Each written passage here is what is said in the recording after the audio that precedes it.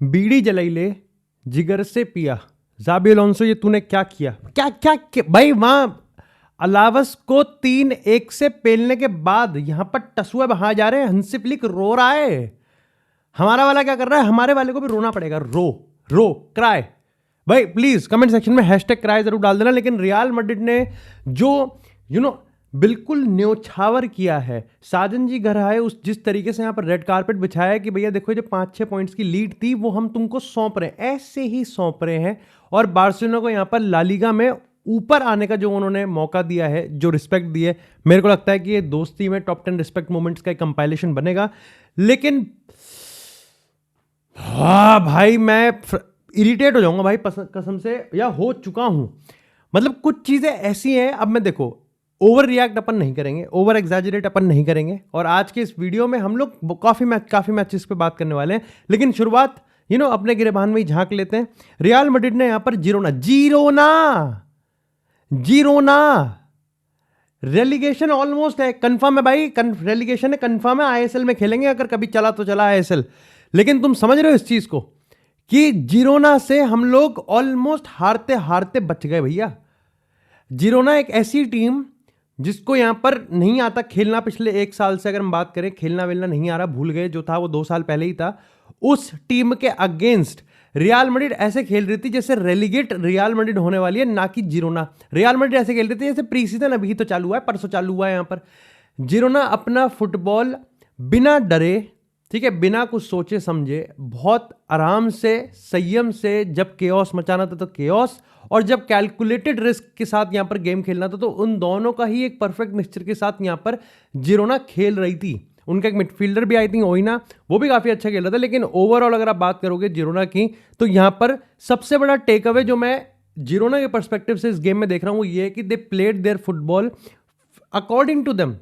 ऐसा नहीं था कि throughout the time Real Madrid इस गेम को डिक्टेट करी थी। यस, इस गेम में बहुत मेजर चंक्स ऐसे थे जहां पर रियल मैड्रिड पोजीशन हैवी थी। इस गेम में मेजर चंक्स ऐसे थे जहां पर रियल मैड्रिड अटैक हैवी थी, कि वेव्स ऑफ अटैक आ रहे हैं, वेव्स ऑफ अटैक आ रहे हैं। और on average Real Madrid La Liga में 20 शॉट कर ही रही है। इस गेम में भी लगभग 22 से 23 शॉट हैं। पर सवाल यह खड़ा होता है कि अगर आपके पास 22-23 शॉट आप मार रहे हो, ऑन एवरेज आप 20 शॉट निकाल पा रहे हो, तो प्रॉब्लम आकार यह है, क्या यहां पर आपका जो टॉप स्कोरर है वो भी 13 गोल के साथ है? आपका जो अटैक, जो सेकंड अगर हम बात करें most important person, that is Vinicius junior, वो भी अच्छी फॉर्म में। और मैं तुमको सही बात बता रहा हूं, एम्बापे के गोल्स, ये जरूर है कि रियल मैड्रिड को जितना भी उन्होंने अचीव किया है ज़ाबी अलोंसो के अंडर, एम्बापे का गोल लगभग 60-70% ले जाएगा। लेकिन यह बात भी सच है कि विनीसियस जूनियर को हम लोग कितना ही डाउन प्ले करते रहे, विनीसियस जूनियर ने भी ज़ाबी अलोंसो की इस रियल मैड्रिड को उस पायदान पे लेके आया है जहां पर आज ज़ाबी अलोंसो जेन्युइनली क्रेडिट कह सकता है कि हाँ भाई देखो मैंने ये करके दिखाया है। उसमें विनीसियस जूनियर का काफी बड़ा हाथ है। जब ये सब हो रहा है तो भैया क्यों रो रहे हैं, क्यों आंसू निकल रहे हैं? मैनेजर के नहीं निकल रहे, लेकिन फैंस के तो निकल ही रहे हैं। उसके पीछे का रीजन ये कि आइडेंटिटी ना, जो बहुत ही रॉक सॉलिड, सिस्टमैटिक, एंटरटेनमेंट पे थोड़ा डाइसी थे, लेकिन फिर भी रियल मैड्रिड के फैंस इस चीज को एक्सेप्ट कर रहे थे कि हम लोग जीत रहे हैं। और फिर भी पैटर्न है। ऑफ कोर्स केओस हमेशा पैटर्न से ज्यादा ही सुंदर दिखता है। तो कार्लो एंसेलोटी की टीम हमेशा हार्ट अटैक फुटबॉल देती थी, थ्रिल देती थी। ज़ाबी अलोंसो से कैलकुलेटेड बंदा है, तो कहीं ना कहीं थोड़ा सा एडजस्टमेंट करना पड़ेगा। लेकिन अब हम जो देख रहे हैं वो एडजस्टमेंट नहीं है। कहां गया वो आर्दा गुलर एम्बापे का पार्टनरशिप? कहां है आर्दा गुलर का कॉन्फिडेंस? मैंने आज 2-3 बार यहां पर देखा कि आर्दा गुलर के पासिंग पे, आर्दा गुलर की डिसीजन मेकिंग पे ज़ाबी अलोंसो खुद फ्रस्ट्रेटेड था। बेलिंगम, विनीसियस, एम्बापे, ये 3 ऐसे बंदे हैं जो कि literally at the heart of every real Madrid match होने चाहिए। और अभी फिलहाल के तौर पे अनफॉर्चुनेटली ज़ाबी अलोंसो को नहीं पता कि वो यहां पर इन तीनों को कैसे फिट करेगा। मैं ये नहीं कह रहा कि इन तीनों का खराब गेम था, नहीं खराब तो नहीं था, लेकिन प्रॉब्लम ये है कि ये तीनों का जो गेम जेन्युइनली नेचुरली होना चाहिए वो उस लेवल पे नहीं है, वो उस लेवल पे देखने को नहीं मिला। तो मुझे एक चीज बताओ, ट्रेंट आर्नोल्ड की क्रॉसिंग है, of course corner taken quickly, ठीक है, बढ़िया है, अच्छे क्रॉस डालता है, पैरों में वो घुमावट है, Shane Warne Muthiah Muralitharan type उसका अंगूठा है यहां पर। वो जब तक क्रॉस डाल रहा है तब तक एम्बापे सर्जियो बुस्किट्स को ट्रिब्यूट दे रहा है यहां पर मिडफील्ड में। वो नहीं भागता, वहीं चाहिए मुद्दू, अगर बॉल पैर में नहीं आएगी तो उसके क्रॉसेस का कोई मतलब नहीं है। तो जाबी अलोंसो ने मिनट 88, 88 मिनट 88 पे उसने कहा कि अब थोड़ा सा ट्विक्स करते हैं। तो उसने यहां पर गोंजालो गार्सिया को डाला, क्योंकि गोंजालो गार्सिया यहां पर जो कॉर्नर्स आएंगे, जो क्रॉसेस आएंगे, उसको हेडिंग एबिलिटी उसके पास है, अच्छा बॉक्स प्रेजेंस है, तो वो यहां पर गोल मारने में आसानी होगी। गिवन द फैक्ट कि जिरोना यहां पर ड्रॉप डीप करेगी, ठीक है, लो ब्लॉक में बैठेगी, तो हमारे पास बहुत अच्छे चांसेस होंगे कि या तो हम क्रॉसिंग, हेडर, कॉर्नर ऐसे गोल मार देंगे, अदरवाइज सेकंड बॉल जीत के हम लोग यहां पर शॉट लेंगे। मिनट 88 पे सब्स्टिट्यूशन होता है और मिनट 88 10 सेकंड्स पे जाबी अलोंसो को ये लगता है कि हां, first part of the problem तो बढ़िया लग रही है, लेकिन second part of the problem ये है कि मैंने अपने दोनों फुल बैक्स जो एक्चुअली में क्रॉस डालते हैं, मैंने उनको ही हटा दिया। अबे जब ट्रेंट था तो गोंजालो नहीं था, और जब गोंजालो है तो ट्रेंट को क्यों निकाल दिया? और मासूमियत देखो, ट्रेंट को ही बाहर निकाल के गोंजालो को डाला है। तुम समझ रहे हो? ये जो 4D मैट्रिक्स खेली जा रही है ना, ये मेरे को समझ में नहीं आ रहा कि इतना प्रोफाइल मिसमैच है। ठीक है, विनीसियस एम्बापे की पार्टनरशिप आज एक बार फिर से मेरे को कई कई क्षणों में देखने को मिली है। मैं ऐसा नहीं कहूंगा कि यहां पर बिल्कुल ही कुछ पॉजिटिव नहीं है, लेकिन भाई हमारा मिडफील्ड नेक्स्ट बहुत खराब है। कामाविंगा के आने के बाद बहुत चीज़ें अच्छी हुई, क्योंकि हम डायरेक्ट खेलने लगे, हम तेज खेलने लगे। उससे पहले तो भाई इतना धीरे, इतना धीरे, मैं बहुत धीरे, उससे ज़्यादा तेज तो मैं पूनम पांडे की इंस्टाग्राम की प्रोफाइल पे क्लिक करता हूं। लेकिन तुम समझ रहे हो, इतना धीरे कौन खेलता है, कौन अटैक बनाता है, कौन है, कौन सा गेम चल रहा है ये?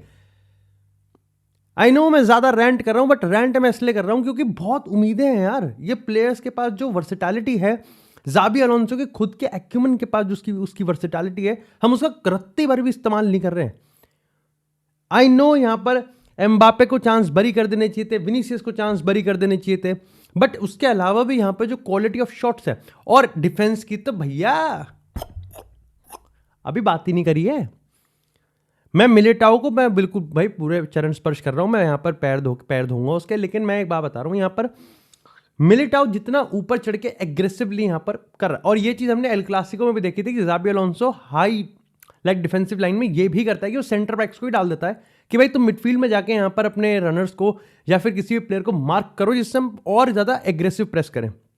प्रॉब्लम यह है कि हमारा प्रेस कोडिल इतना है नहीं, क्योंकि हमारे जो दो ऊपर के महारथी हैं, विनीसियस और एम्बापे, पहली बात तो यही एक बहुत बड़ी गरीमत हो जाएगी कि वो दोनों एक साथ प्रेस कर दें। अगर कर भी दे तो वो इतना अच्छा एग्रेसिव प्रेस नहीं कर पाएंगे जितना बाकी प्लेयर्स कर सकते हैं, तो वहीं पर ही कोऑर्डिनेशन खराब हो जाती है, तो वहीं पर ही टाइमिंग मिसमैच है। मैंने बहुत बार ऐसा देखा कि विनीसियस यहां पर एक्चुअली में किसी को प्रेस कर रहा है और यहां पर एम्बापे प्रेस कर रहा है, लेकिन जो पीछे का फुल बैक है, जो आगे चढ़ा हुआ है ऑपोजिशन टीम का, उस पर हमारे फुल बैक को चढ़ना चाहिए।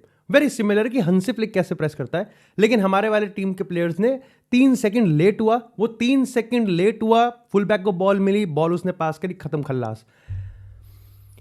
जिरोना ने जिस तरीके से गोल मारा था, उसमें अगर आप देखोगे तो जिसने गोल मारा, आई थिंक ओइना करके है, वो बहुत स्लो जॉगिंग कर रहा था।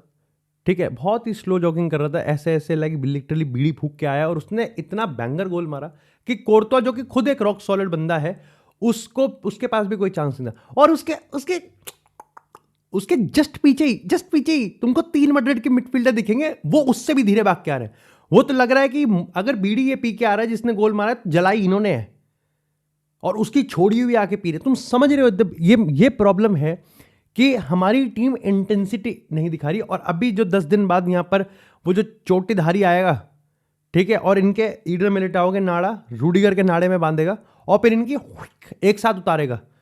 ये समझ नहीं पा रहे कि अभी अर्लिंग हालैंड इनके साथ क्या कर सकता है, क्योंकि हम लोग उसी में ही सबसे ज्यादा कमजोर हैं, जिसमें एक्चुअली में मैनचेस्टर सिटी लाइक हाल ही के दिनों में सबसे ज्यादा स्ट्रांग हुई है। बट खैर, आई थिंक जैसा जाबी अलोंसो ने अपनी पोस्ट मैच प्रेस कॉन्फ्रेंस में कहा है कि भैया देखो, सीधी सी बात है, जो टेबल में उतार चढ़ाव है वो तो होता ही रहेगा। अब मेरे को लगता है कि वो उतार चढ़ाव बार्सिलोना रियल मैड्रिड के बीच की बात कर रहा है कि बार्सिलोना एथलेटिको मैड्रिड की, क्योंकि फिलहाल हमको लग रहा है कि हम उतर गए हैं, हमें चढ़ाएगा कौन वो देखने वाली बात है।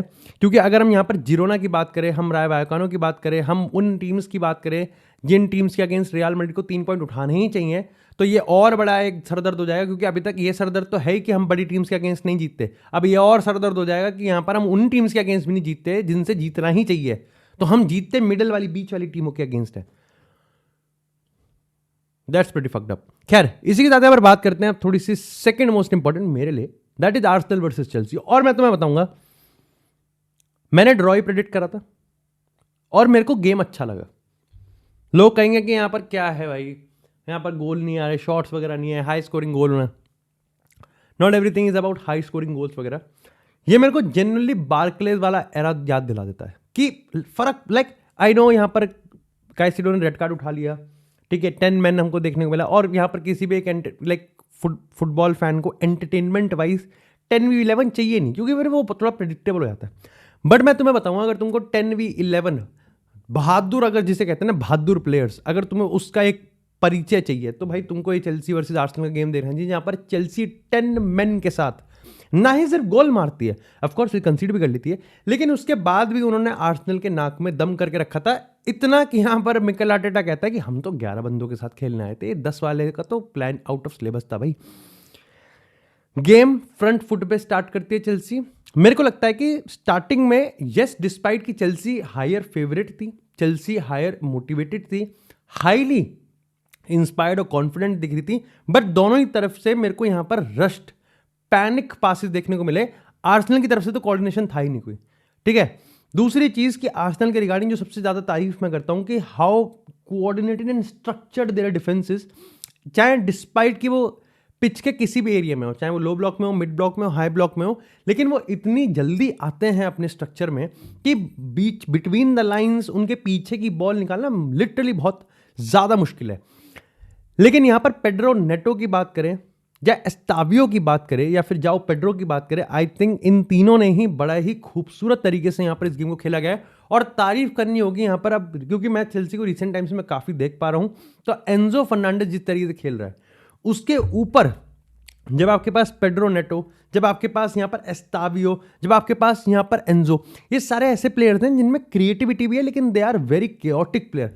उसके बैक, जब आपके पास बैकबोन में काइसेडो और रीस जेम्स जैसे फिजिकल प्लेयर्स हैं, और अगेन नो वंडर कि मैं अगर इनको फिजिकल प्लेयर्स बोल रहा हूं तो इसका मतलब ये नहीं कि इनके पास टेक्निकलिटी नहीं है, उतनी कूट के टेक्निकलिटी भरी हुई है, लेकिन मेरे को लगता नहीं है कि यूरोप में बहुत सारी ऐसी टीम्स हैं जो कि मिडफील्ड में चेल्सी को हेड टू हेड फिजिकली हरा सकती हैं। And this was also reason कि यहां पर बार्सिलोना को क्यों उन्होंने इस तरीके से हराया था, और आज आर्सेनल को भी कुछ हद तक यहां पर उन्होंने बहुत ज्यादा अनसेटल करके रखा था, क्योंकि Reece James, Caicedo, personally Caicedo banger, चुम्बेश्वरी परफॉर्मेंस। प्रॉब्लम बस ये है कि बहुत पतली लाइन होती है फिजिकल होने में और रेकलेस होने में, और मेरे को लग रहा था कि आज काइसेडो जितना ज़्यादा पंप्ड अप था, वो बहुत ज़्यादा पंप्ड अप था, पूरी चेल्सी की टीम पंप्ड अप थी, लेकिन वो उस फिजिकल की लाइन को लांग कर वो जो रेकलेस पे, फिर उसने रेड कार्ड उठा लिया। And I think that's a big problem for Chelsea. I know मैं आज के इस मैच को देख के नहीं बोल रहा, लेकिन ये प्रॉब्लम है मरेस्का के लिए, क्योंकि भैया अगर आपकी टीम इतनी बेहतरीन है तो क्यों खेलना है 10 बंदों के साथ, 11 बंदों के साथ ही खेल लो। क्योंकि ये चेल्सी का प्रॉब्लम ये है कि आज तो ठीक है बड़ा गेम था, पर नॉकआउट नहीं था। चेल्सी की बात, अगर चैंपियंस लीग की बात करें, अगर हम एफए कप की बात करें, हम यहाँ पर किसी भी नॉकआउट गेम की बात करें, वहां पर ये एक मेरे को लगता है बहुत बड़ा प्रॉब्लम है। It's not about just discipline of the team, it's also about the decision making of the team. But overall मेरे को लगता है कि यहाँ पर मैं आर्सेनल की बात करूँ तो मुझे बुकायो साका काफ़ी बढ़िया प्लेयर लगा। आई थिंक यहाँ पर अगर हम बात करें डेक्लन राइस की, एब्सोल्युटली स्टीलर है। मेरे को लगता है कि यहाँ पर आर्सेनल के खेमे में बहुत ये है कि भाई ये तो क्या है, हमें तो जीत क्या खराब खेले हैं। आर्सेनल के पर्सपेक्टिव से पहली बात तो कंप्लेन होनी ही नहीं चाहिए, बिकॉज येस आर्सेनल डिजर्व करती है हारना, बट अगर आप हारना डिजर्व करते हो, कि कुछ ऐसे गेम होते हैं ना जहां पर आप जीत नहीं सकते, तो आप मेक श्योर करते हो कि आप हारो नहीं, और आई थिंक आर्सेनल ने आज उसको मेक श्योर किया। ठीक है, तो पहली चीज तो ये कि बायर्न, उससे पहले स्पर्स और फिर अब चेल्सी, इसमें आपने 7 पॉइंट निकाल लिए, आपने बायर्न को हरा दिया, आपने स्पर्स को हरा दिया, कन्विंसिंगली हराया, और अब आपने यहाँ पर चेल्सी के साथ ड्रॉ कर लिया। ठीक है, तो आर्सेनल के पर्सपेक्टिव तो मैं समझता हूँ कि यहाँ पर गेम्स बहुत जल्दी आएंगे, और ऐसे में ये भी था कि भाई आपके पास यहाँ पर विलियम सालिबा नहीं था, आपके पास यहाँ पर गैब्रियल नहीं था, उसकी जगह आपने हिनकापी और मस्केरा को लेके आए, जो कि अगेन बहुत बढ़िया काम उन्होंने करा। इसके साथ यहाँ पर अगर हम बात करें कालाफियोरी की, एब्सोल्युटली ब्रिलियंट, एवरेज एजे की बात करें, बढ़िया काम बंदा है। चेल्सी के पर्सपेक्टिव से बात करें तो आई थिंक चेल्सी को अब मोमेंटम उनको मिल गया है अच्छा खासा, क्योंकि पिछले 7-8 गेमों की बात करें तो वही पहले गोल स्कोर कर रहे हैं। I think the only problem जो उनको सॉल्व करनी है वो ये है कि अब उसको इस मोमेंटम में कोल पाल्मर को बहुत ही स्विफ्टली फिट करना है, बहुत स्विफ्टली फिट करना है, क्योंकि एस्तावियो भाई चुम्मेश्वरी बंदा है। कुकुरेया को आज मैं कहूँगा कि बुकायो साका ने थोड़ा सा बीट किया, बट मेरे को लगता है कि चेल्सी को कोल पाल्मर को बहुत स्विफ्टली इसमें इंक्लूड करना है। दूसरी चीज़ कि भैया रेड कार्ड नहीं लेना है, because it hinders your team synergy, बहुत अलग हो जाता है, बहुत ज़्यादा अलग हो जाता है। खैर, बात करें हम यहाँ पर लिवरपूल वर्सेस वेस्ट हैम की, तो भैया लूकस पाकेता नहीं कर रहा बीट, दैट वाज स्टूपिड। मैं तो कहूँगा out and out stupid red card जो यहाँ पर लिया। अलेक्जेंडर ईसक का यहाँ पर पहला प्रीमियर लीग गोल आ गया, और गोल जेन्युइनली काफ़ी अच्छा था, लेकिन मेरे को लगता है कि यहाँ पर star of the player, star of the night, I think अगर कोई होगा तो वो मेरे लिए फ्लोरिन विर्ट्ज होगा। बढ़िया गेम खेला, लिवरपूल बहुत ही अच्छा इंप्रूव नहीं करी, लेकिन जितना भी था बहुत सही था। ठीक है, जब आप इतने सारे गेम हारते हैं, आर्ने स्लॉट ने इसको बहुत अच्छे से शब्दों में दिया कि भाई जब आप इतने सारे गेम हारते हैं तो ऑफकोर्स हर एक जीत, इरिस्पेक्टिव कि आप कैसे जीत रहे हो, मैटर करती है, मोराल बूस्ट करती है। साला को बिठाया गया, ठीक है, और साला को आई थिंक काफ़ी महीनों बाद बिठाया गया, मे बी 1 साल बाद ना बिठाया हो, लेकिन ये बहुत ज़रूरी था। आई थिंक यहाँ पर अभी भी जो सिस्टम है वो ख़राब ही है, और यहाँ पर जो केमिस्ट्री है वो अभी बिल्ड होगी, लेकिन ओवरऑल मेरे को गेम यहाँ पर लिवरपूल की तरफ से अच्छा इसलिए भी लगा क्योंकि वेस्ट हैम ड्रेडफुल है भाई, बहुत बहुत गंदी है भैया वेस्ट हैम। वेस्ट हैम से भाई, वेस्ट हैम लिटरली बहुत गंदी है। वेस्ट हैम जिरोना से भी 2 गंद, मतलब जिरोना के लिए तो बल्कि मेरे को रिस्पेक्ट होगी, बल्कि जिरोना को तो 1 पॉइंट फालतू देना तो दे दो। मेरे को लगता है जिरोना अगर वेस्ट हैम के साथ खेल जाएगी तो 10-1, 10-2 की स्कोर लाइन हो जाएगी। इतना गंदा खेलती है यार वेस्ट हैम। नूनो भाई क्या कर रहे हो यार तुम। खैर, बात करें यहाँ पर मैनचेस्टर यूनाइटेड की, तो भैया यूनाइटेड ने भी यहाँ पर कमबैक कर दिया है, और भाई काफ़ी बढ़िया चीज़ है भाई। यूनाइटेड ने भाई क्रिस्टल पैलेस पे कमबैक कर दिया है। दोनों मैनेजर सेम फॉर्मेशन खिलाते हैं, और मैं सही बताऊं तो यूनाइटेड गंदा ही खेली है। यूनाइटेड पिछली बार भी गंदा खेली थी, और यूनाइटेड इस बार भी गंदा ही खेली है। बस फर्क इतना है कि जिस तरीके से वो गोल निकाल रहे हैं वो उनको बढ़िया अफ्लोट कर रहे हैं, बट ओवरऑल स्टैंडर्ड्स बिल्कुल ना के बराबर हैं। दूसरी चीज़ मेरे को लगता है क्रिस्टल पैलेस में भी अब आपको यहाँ पर फटीक देखने को मिला, क्योंकि जब क्रिस्टल पैलेस शुरुआत के आधे घंटे 40 मिनट में खेल रही थी, और आई थिंक सार के जाने के बाद भी यहाँ पर थोड़ा प्रॉब्लम था, लेकिन मतेता की बात करें इट वॉज वेरी गुड। एनकेतिया, लेकिन इसी के साथ अगर वॉर्टन की बात करें, मार्क गुए की बात करें, overall I think it was very very good performance from crystal palace until that mark जहां पर आपको थकान देखने को मिलती है। मैनचेस्टर यूनाइटेड कांस्टेंट है, उधर सब कांस्टेंट है, उधर स्टैंडर्ड ही खराब है, उधर बिल्कुल ज़्यादा खराब है। उधर यहाँ पर जो क्लच होते हैं ना, जो प्लेयर्स विद इलीट मेंटालिटी, चाहे बात करो ब्रूनो फर्नांडिस की, चाहे बात करो यहाँ पर मेसन माउंट की, वो यहाँ पर इनको बढ़िया तरीके से कर रहा है। ठीक है, वो यहाँ पर मजे दिला रहा है इनको उस तरीके से। जैसे हम यहाँ पर बात करें ज़िगज़ी की, वो बहुत ही अच्छा यहाँ पर डिसीजन मेकिंग था कि भाई आपको शॉट लेना चाहिए, और वो शॉट ले लिया। इसी के साथ यहाँ पर आप मेसन माउंट का वो शॉट, उसने कहा कि भाई मैं यहाँ पर जो गट फीलिंग होती है ना, उस पर यहाँ पर मैच जीतते जा रहे हैं। ओवरऑल मेरे को लगता है कि स्टैंडर्ड बहुत लो रखा हुआ है रूबन एमरिम ने। ठीक है, कोई भी टीम जहाँ पर मैनेजर के पास अच्छी स्क्वाड डेप्थ है, और through out the squad depth में यहाँ पर जो उसका एग्जीक्यूशन है वो बहुत ही कॉन्स्टेंट है, यानी कि अगर ग्लासनर के पास स्क्वाड डेप्थ होती, ठीक है, तो मेरे को लगता है कि यहाँ पर हमको रिजल्ट कुछ और देखने को मिलता। लेकिन as of now Manchester United के लिए अच्छी बात यह है कि जब तक रूबन एमरिम जो खिचड़ी पका रहा है, अगर पक रही है तो, जब तक वो पका रहा है उसके हिसाब से, तब तक पॉइंट्स डाउन द रोड जितने हो सके उतने अर्न करते रहो, क्योंकि ऑलरेडी रूबन एमरिम ने अपने 1 साल के टेन्योर में बहुत पॉइंट्स हरा दिए, बहुत पॉइंट्स हार गया, बहुत अपॉर्चुनिटी मिस कर दी। तो मेरे को लगता है कि यहाँ पर रूबन एमरिम जब तक ट्विक करता रहेगा, उतने में भी अगर यहाँ पर पॉइंट्स आ रहे हैं, और ये तो विक्ट्री है, ड्रॉ भी नहीं है, विक्ट्री है, तो आई थिंक यहाँ पर ये एक ऐसी बिजनेस डील होगी जो कि यहाँ पर ज़्यादा मैनचेस्टर यूनाइटेड फैन बुरा मानेंगे नहीं। लेकिन ओवरऑल कड़वी बात तो यही है भैया, देखो कि स्टैंडर्ड है बहुत ही ज़्यादा लो।